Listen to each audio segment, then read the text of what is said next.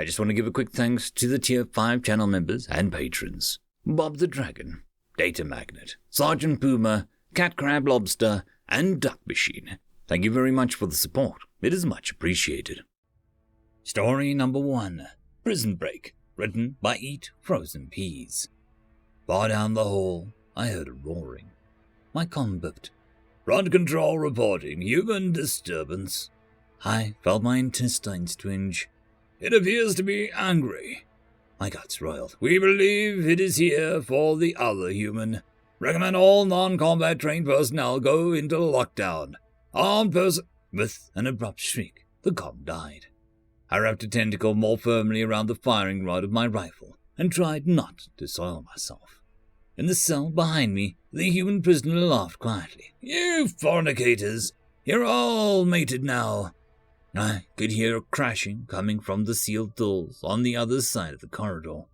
It sounded like every table and chair in the precinct was being systematically hurled against the walls. I was going to die. I was going to die for arresting an intoxicated human. Everyone knows they have close pack bonds. They had come to rescue their own, and I was in the way. Uncontrollable tremors shook my body, and I became uncomfortably aware that my beaks were chattering. The doors flew open with a screech of rending metal. Before me appeared a human unlike any other I had seen. It was squat, like the rest of its high-gravity species, but so wide, nearly 3/4 as wide in places as it was tall. It left dents in the floor panels and shook the ground with every step. It was clearly dressed for war. A brightly colored robe swirled around it as it reared back, its matching pink headdress shining strangely under the artificial lights. He was shrieking and waving a large metal club, the flat, round end which was heavily dented. I raised my rifle and fired. "Mother!" cried my captive. Mother! Mother! I didn't even have time to register the extent of the danger that I was in before I was swept aside like a stalk of rooks in the wind. Rifle blasts seemingly unnoticed. I slammed into the wall hard enough to make my beaks rattle. If I had an exoskeleton, it surely would have been shattered. Thankfully, all I had was 2 pulped tentacles. The thick splat of their rupture was clearly audible, as their enormous female before me had stopped its noise and stood staring through the force field at the young prisoner. The only noise was the dripping of my ichor and the heavy breathing of this woman. With an abrupt jerk, she swung the club out and smashed the emitter. The force field flickered and died. I struggled to rise, but a cold glance from the intruder's red-rimmed predatory eyes froze me in place. I had no wish to die over a drunk. Get your posterior out here now. She spoke slowly now, with a dangerous calm. Strangely, the detainee suddenly seemed terrified. His rescue was here, yet he remained seated on the bench, eyes fixed to the floor. "John, did you or did you not get into my lunar light?" "I did, ma'am." "Did I or did I not tell you what would happen if you did that again?" "You did, ma'am." "Well, are you going to hide behind some sad little 8-legged cephalopod, or are you going to come out here like a man?" "Not hiding." My prisoner jerked to his feet. "Then come out here and face the consequences." The young human didn't move. "Deity damn it, John!" His mother lurched forward with a speed that I could not have expected for his size. She seized him by the collar of his shirt. Her club hit the ground with a clatter. Confused as I was, I expected some sort of embrace. I had seen reunited humans in that ritual before. Instead, she proceeded to beat him about the head and shoulders. The screaming began again, as the spindly little boy was hoisted bodily and dragged away. I watched the retreating figures struggle as they vanished down the ruined hallway, utterly at a loss, but wholly thankful to see them go. The next day, a package with smoked meats laced with capsaicin, curdled dairy products, and a bottle of ethanol alcohol strong enough to kill was dropped off and what remained of the front desk, with a letter written in human language. "Sorry for the trouble. It won't happen again."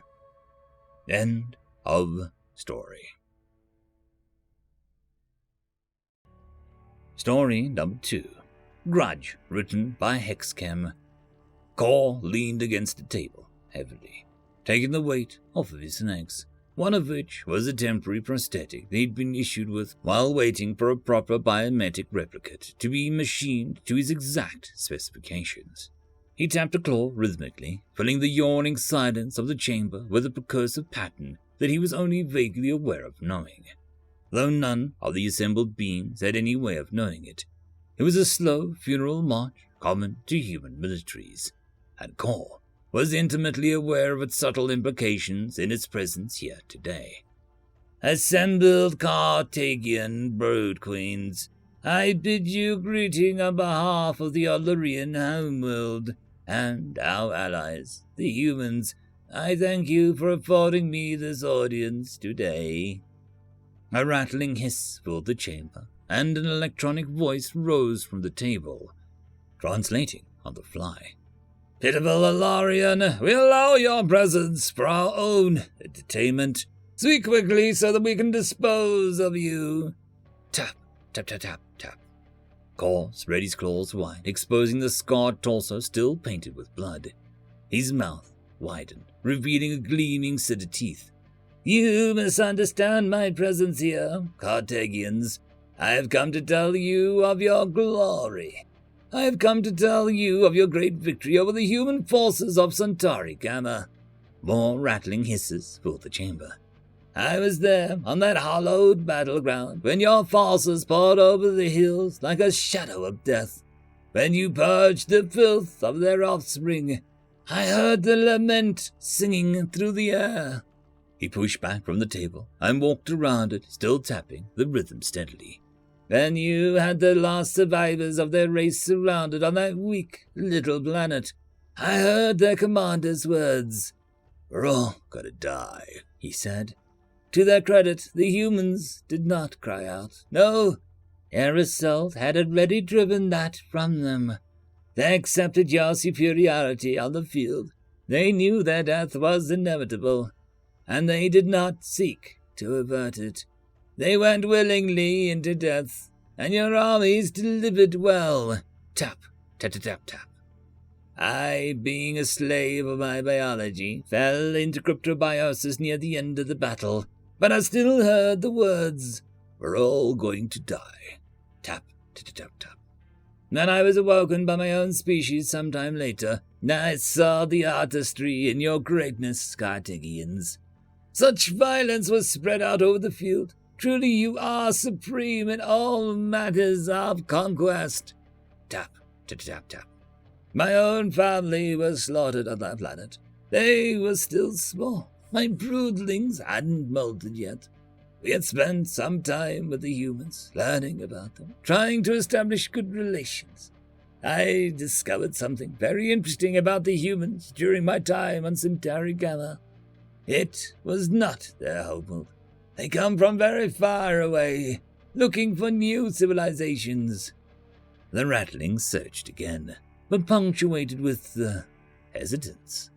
I learned something else about the humans, something I've incorporated into myself since spending so much time with them. Humans have long ratio memory, and they do not forgive easily. That which they see is an atrocity. Tap, tap, tap, tap. The massacre of Centauri Gamma is an atrocity. You slaughtered children, civilians, and the old and infirm. You slaughtered everyone. I am, in fact, the only survivor of that battle.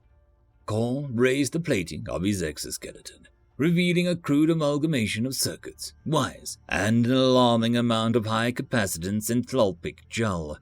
The hiss reached deafening volumes as the swarm in the chamber panicked. And I am going to die. End of story. And that, my friends, concludes this video. I hope